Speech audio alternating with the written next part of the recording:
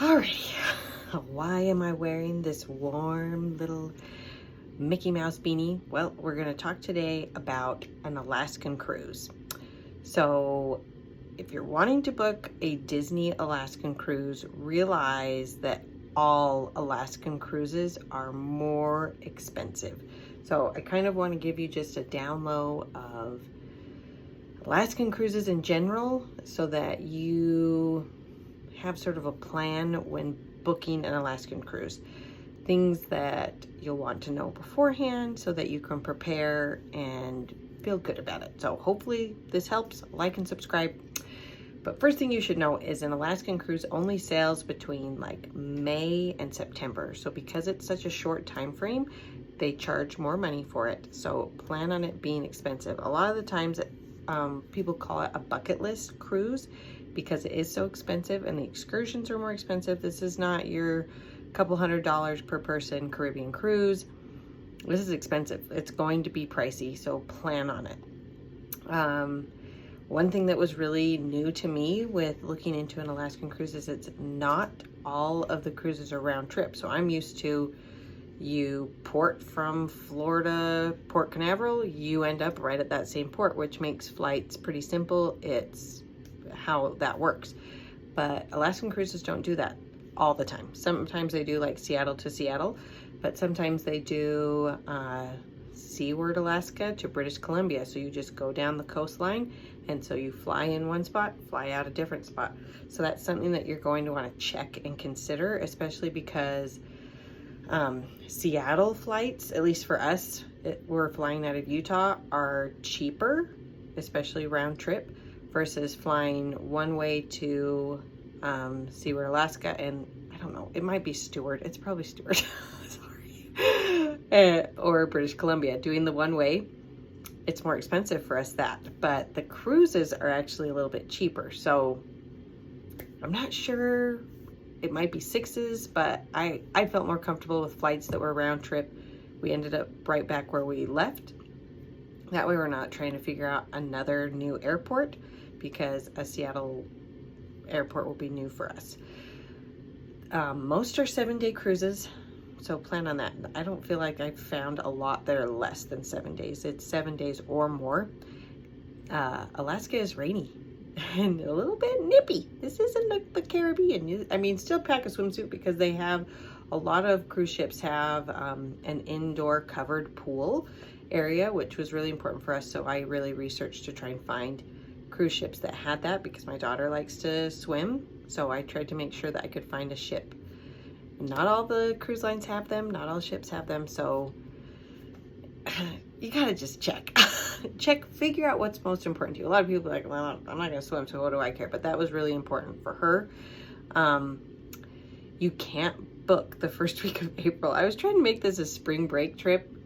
It did not work. It is not available. Like, it's too cold, it's too icy, it's not necessarily the safest time to go. But those early spring, late September is when you're going to see like the northern lights, because there's less sunshine. But it's you might not see them either way, and it's still kind of hard to find. And there's kind of a downside to booking early spring, late September. A lot of the shops and restaurants are closed because the seasonal people that work there have already left. So something to think about for excursions and places that you're wanting to go. I've seen so many videos that have said get a balcony room, spend the money and upgrade for an balcony room. And the reason is, when you do an Alaskan cruise, it's not the Caribbean. You're not going out into the middle of the ocean. You are staying pretty close to the coastal line of Alaska. And because of that, you are going to see some phenomenal mountain views all along the way. You're going to be able to see a lot of different marine animals, you know, going next to the boat. So that, I've heard that a lot, to just splurge for the balcony, because that way you can go out on your balcony and see everything, see the beautiful views of Alaska and see the animals. So I heard that was a good tip. Yeah, bucket list trip. It's expensive. Some of the cruise ships, so we're going with family. we're taking our kids, we're taking my in-laws when we're going on our Alaskan cruise ship. And we tried to find a cruise line that catered to more families. And I feel like a lot of cruise lines that are going Alaska, you kind of fall into two categories: family or more along the older adult range. So if you're going for the more older adult range, like Holland, I feel like Norwegian, Princess, that is more the older adult range where it's like wine tasting and art galleries and that sort of thing. But like Royal Caribbean, Carnival, a Disney cruise line, you are looking at more like on ship fun. So Royal Caribbean, I know, has like their Flow Rider, and they have bumper cars on a lot of their Alaskan ships and that sort of thing. So it's a lot more family oriented. If you are looking for a Disney Alaskan cruise ship, just like you would expect, because it is the deluxe ship with the most amazing food in the universe, you are going to pay almost triple what you would pay at another cruise line. Which, if you can do it, man, I would totally do it if I could afford it. But it's out of our price range. But yeah, I think that would be phenomenal to see Mickey and Minnie all bundled up in cute little clothes. Some things that I've also heard that's important to bring is light gloves. So gloves that would still work for a touch screen, and a hat. 100% bring a hat, and a raincoat and waterproof shoes, because it rains a lot in Alaska. I've heard that it's like a rainforest, a frozen rainforest. So dress accordingly. It's going to be chilly, but it could get warm. But warm would be like low 70s, early 60s, which for Utahns we're like, tank tops. No, just kidding. But it's not very warm here all the time. You're going to have a ton of sunlight. Like, the sun isn't going to set until like 11:30 at night, which is cool. Plan on that, because that would be a lot of fun. Most of the cruise, at least the ones that I found, you will have an opportunity to see glaciers. The main difference between any of the different glaciers and Glacier National Bay is that one is a national park. So rangers will come on the ship for the 5 hours that you're kind of perusing in that bay and looking at the glacier and give you information. The other ones don't do that, but I feel from what I've researched, they look very similar. It's beautiful glaciers, but the difference is getting like a ton of information from them.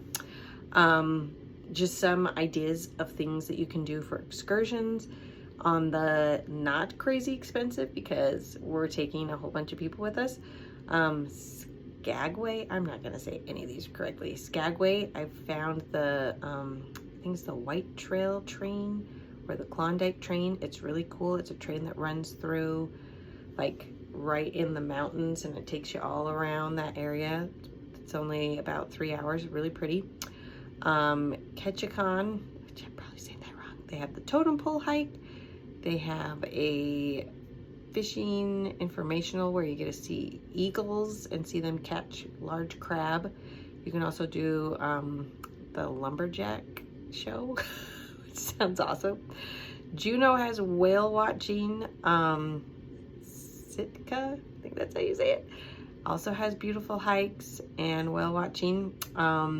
One thing to really pay attention to, which I just booked mine and I thought I had it right and I didn't, is check the port times. How long are you going to be there? Because some of them could be from like 9:30 a.m. to 5 p.m. You've got tons of time. And some of them, you thought they said 5 a.m. to 10 p.m., but it was 5 a.m. to 10 a.m. What the heck are we gonna do in that short amount of time? Because you've got to take into account getting off the boat, getting transferred to your excursion, doing your excursion, and getting transferred back. So pay attention to that. That's a very big deal. Hopefully this helps you in booking your Disney or other cruise line for Alaska.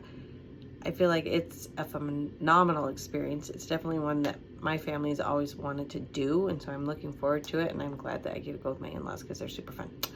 Hopefully this helped you. If you've got more comments that could help others, please put them in the section below. When I have found out more, I will definitely pop on here and give more information. Like and subscribe. Thanks so much.